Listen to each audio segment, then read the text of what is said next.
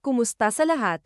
Ako ay isang tagapamahala ng kaso. Madalas ka bang nakakaramdam ng paninigas ng kasukasuan, pananakit, o kahit nakawalan ng kakayahang kumpletuhin ang pang-araw-araw na gawain?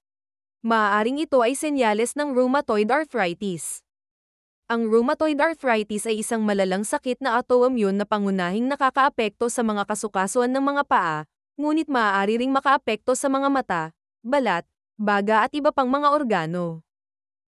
Kabilang sa mga sintomas ang paninigas ng umaga, pamamaga at pananakit ng mga kasukasuan, lalo na sa mga daliri at pulso. Kung maantala ang paggamot, maaaring magresulta ang deformity ng kasukasuan. Ang diagnosis ng rheumatoid arthritis ay batay sa mga klinikal na sintomas, mga pagsusuri sa dugo at mga pagsusuri sa imaging. Ang maagang pagsusuri ay mahalaga upang maiwasan ang magkasanib na pinsala.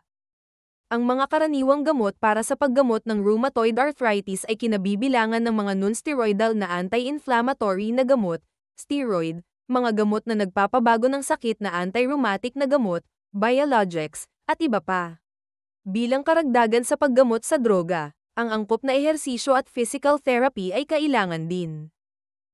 Ang ehersisyo na may mababang epekto, tulad ng paglangoy at pagbibisikleta, ay maaaring makatulong na mapawi ang paninigas at sakit, dagdagan ang lakas ng kalamnan, at mapanatili ang kakayahang umangkop sa magkasanib na bahagi.